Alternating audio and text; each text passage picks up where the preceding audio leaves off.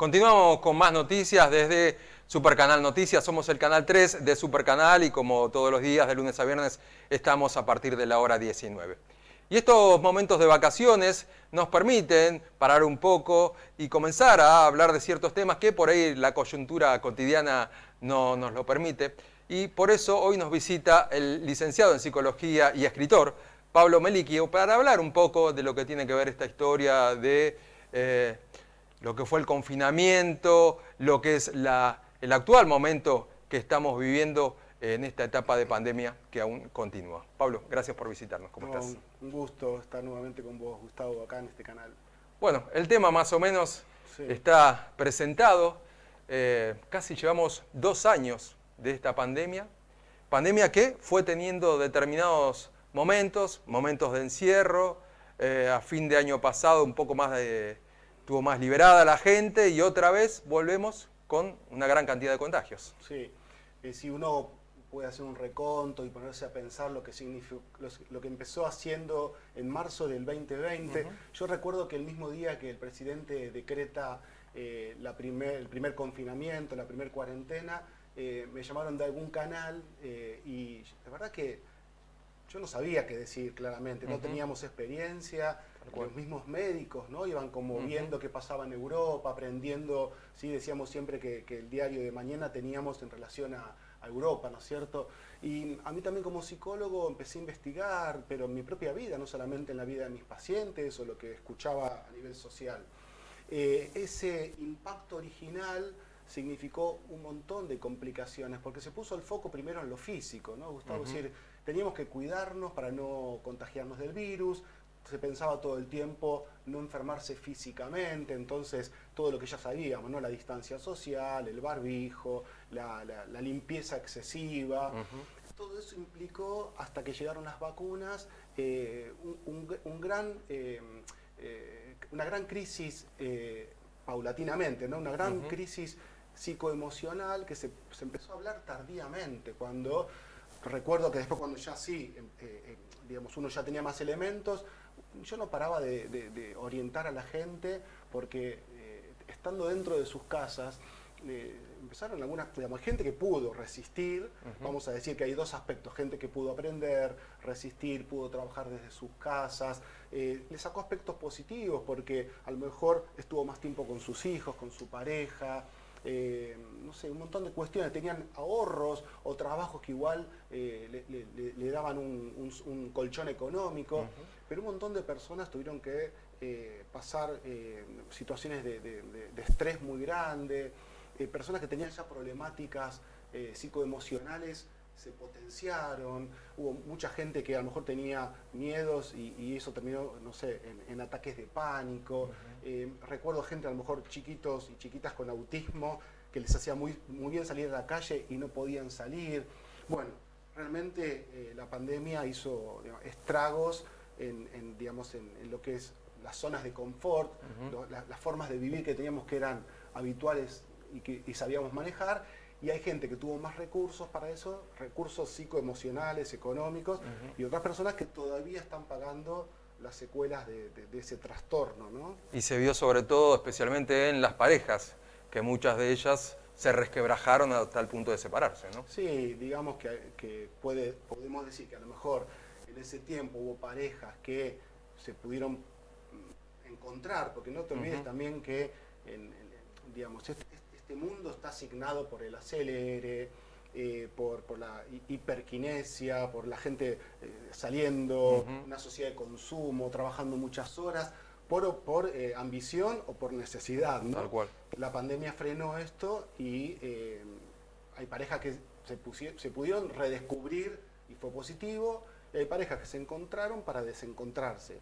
Y no estaba mal, digo, parece que las 2 cosas, buenísimo las parejas que se pudieron repensar y funcionar mejor, y hubo parejas que se dieron cuenta que no estaban bien, que lo venían tapando con sus trabajos o con las funciones de cuidar de sus hijos.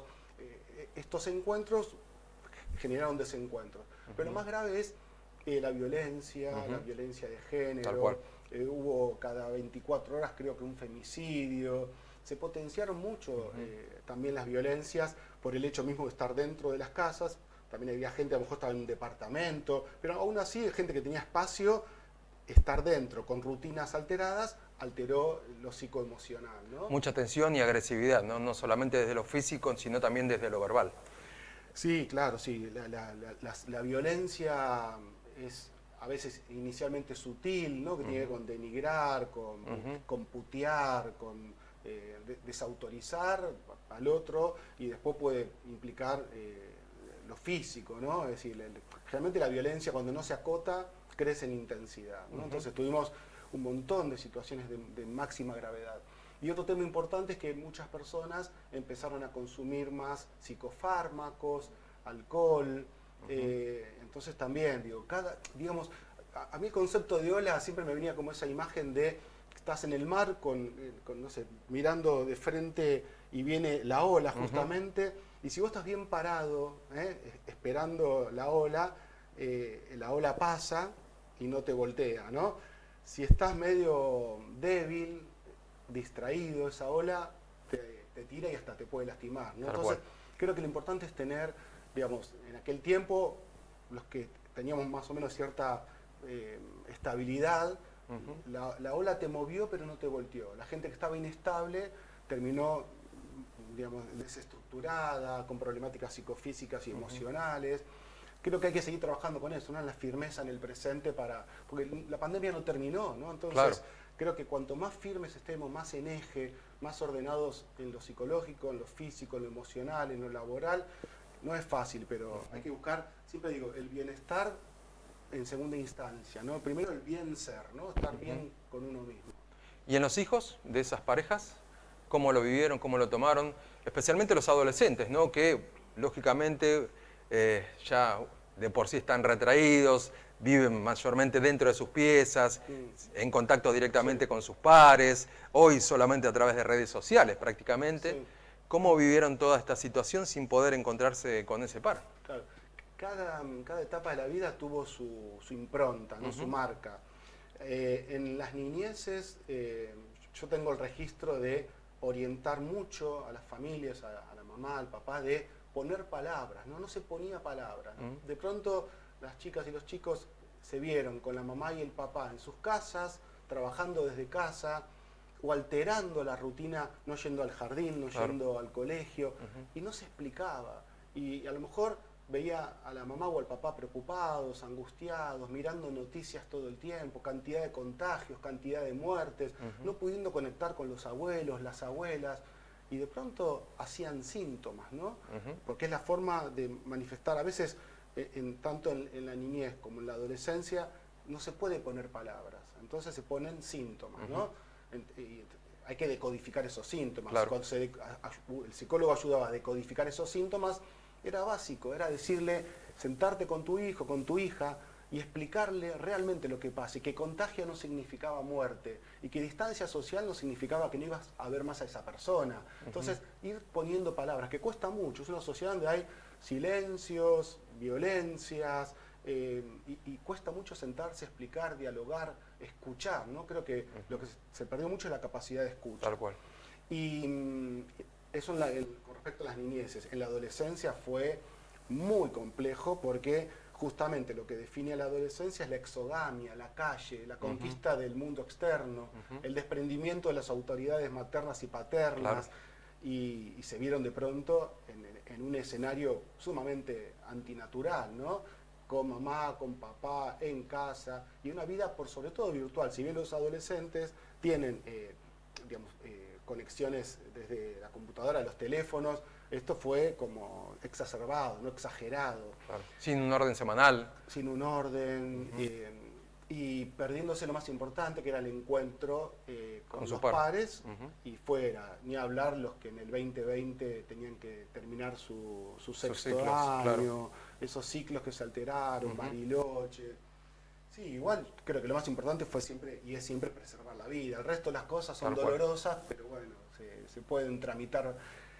Con respecto a las adulteces, un poco vimos, ¿no? Que esto nosotros nos pasó, ¿no? Los esenciales tuvieron que salir a trabajar, el resto nos fuimos arreglando a veces desde casa. Yo atendí mucho por videollamadas. Cuando se habilita a mitad del 2020 o un poquito avanzado la pandemia, fines, septiembre, sí, octubre, ya a recibir pacientes en el consultorio. Y la etapa más, para mí, adolescencia y ancianos, fue las etapas más complicadas, porque básicamente y rápido, uno en nuestras edades, y cuanto más chicos sos, tenés como un horizonte biológico grande. Bueno, voy a vivir 30, 40, 50 años más. Las viejas y los viejos tienen los días contados biológicamente, ¿no? Entonces perder 1 año y medio de desconexión emocional, de falta de besos y abrazos, mucha gente se enfermó mucho y murió. Yo creo que a veces se contagiaron los viejos de COVID porque bajaron mucho las defensas. Y las defensas bajan cuando estás mal emocionalmente también, ¿no? Así que ahí es muy duro eso, ¿no? Fue muy duro. Además, en estas situaciones de los adultos mayores, también podría decirse como que quedaron a la deriva, teniendo en cuenta que uno, como hijo, hija, no podía ir a visitar a su padre por temor a llevar justamente el virus, y como era una persona mayor, se puede contagiar, también giraba todo en torno a eso, ¿no? Sí, mucha paranoia. Bueno, pero en esos tiempos nadie te enseña a vivir. Claro. Y los temas centrales y más difíciles de elaborar son la enfermedad, la muerte y la vejez, que es un tema también muy complejo, ¿no? Por eso nadie quiere envejecer y se propagan, se promocionan las eternas juventudes y tratamientos para estar cada día mejor. Cuesta mucho conectar con la sabiduría de la vejez. Y enfermedad y muerte no son temas que nos cuesta pensar, ¿no? Que no queremos pensar. Y la pandemia nos impuso pensar esto del cuidado, ¿no? Y creo que hay un lado positivo esto del cuidado. No siempre nos tenemos que cuidar y cuidar al otro para no enfermarnos y morir. También nos podemos cuidar, ¿sí? y transmitir cuestiones ligadas al amor, a lo solidario, ¿no? Saber que te puedo contagiar COVID, pero también te puedo contagiar no sé, amor, solidaridad. Podemos trabajar en equipo, digamos, para fines socialmente más elevados, ¿no? Ojalá que deje ese resto la pandemia, ¿no? Saber que somos finitos y vulnerables, que es lo que nos enseñó, pero también que en ese tiempo finito y en esa vulnerabilidad tenemos la capacidad de vivir lo mejor posible, ¿no?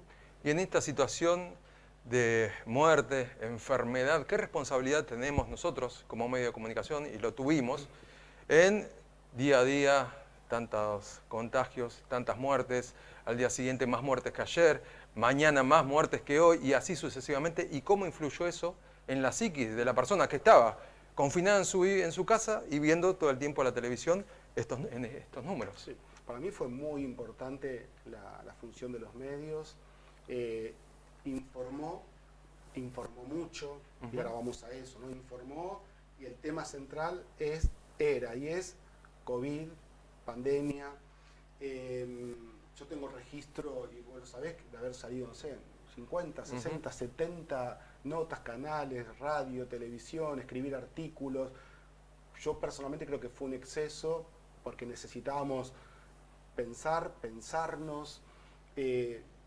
Yo transmitía siempre esto de saber regular, ¿no? Digo, si vos, como periodista, estás todo el día hablando de COVID y pandemia, llegás a casa, pones el noticiero, bueno, terminás intoxicado mentalmente.